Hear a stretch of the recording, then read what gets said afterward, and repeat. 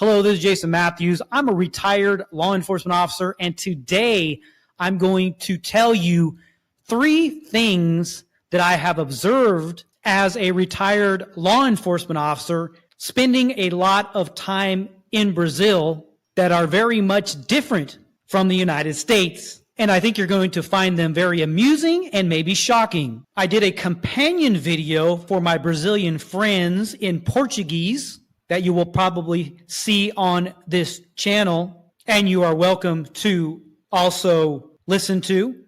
But without any further ado, let's go ahead and get started.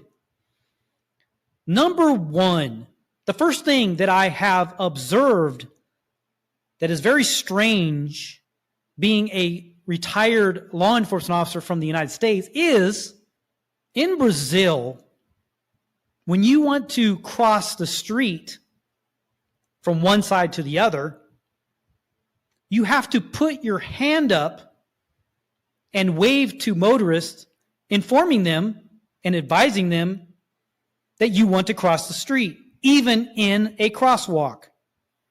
So pedestrians do not have the same right-of-way that we enjoy in the United States.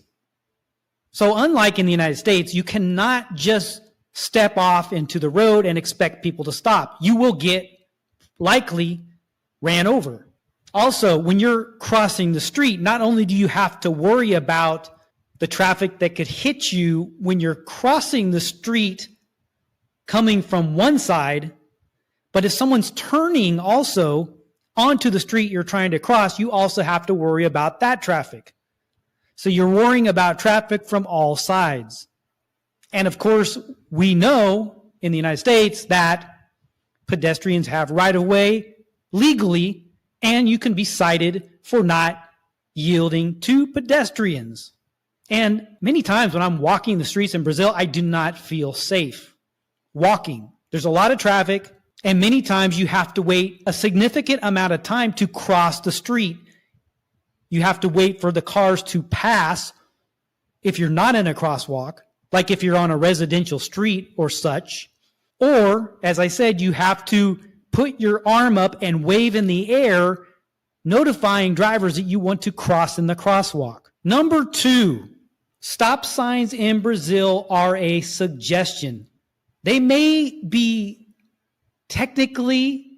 technically be a requirement to stop at a stop sign in Brazil, but in my experience, I haven't seen not even one person stop at a stop sign in Brazil, and I've spent a significant amount of time in Brazil.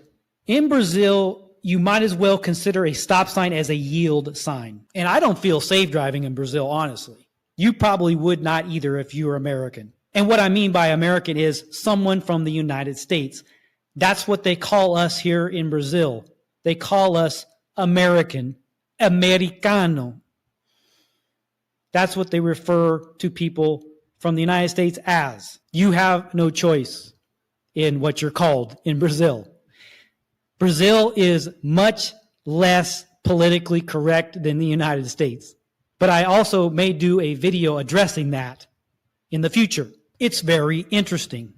So when I was an active police officer before retirement, I would regularly sit on the side of the road and wait for people to run stop signs. That was a normal part of the job. And why is that?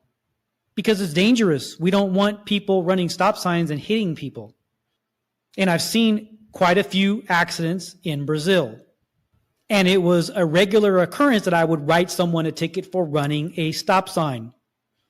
And not just stopping at a stop sign, and also for not coming to a complete stop at a stop sign as outlined in the DMV manual. Number 3, in Brazil, in my experience, it's extremely rare to see the police stopping cars on the side of the road for traffic violations, for speeding, for running stop signs. I don't think in all the time that I spent in Brazil, I've ever seen a police officer stopping a car on a vehicle stop. Not even once. The only time I've ever seen the police was them driving around or responding to emergencies where there's been car crashes and such. However, in the United States, it's very common for the police to be stopping vehicles for traffic violations, and I used to do it all the time, sometimes all day long, stopping vehicles for a variety of different violations, such as speeding, running stop signs, tail light out, headlights not on, many different violations. Also in Brazil, in my experience, it's extremely rare for me to see police walking the street and talking to people. However, when I was a law enforcement officer, and it is very common to see in the United States, police walking the streets, talking to people, getting intelligence, and just having general public interactions. So that's very strange for me not to see the police in Brazil other than just driving through the area. And Brazil has a lot of crime problems, much more, generally speaking, than the United States does. From most people I talk to in Brazil say they feel unsafe on a daily basis.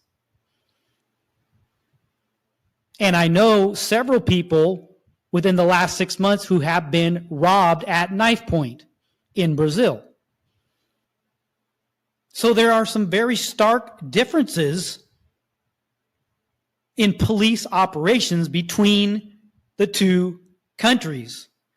And it's very interesting. And I hope you enjoyed this video. If you did, hit the subscribe button and ring the notification bell to be notified when new videos are released on law enforcement related subjects. Take care and have a great day.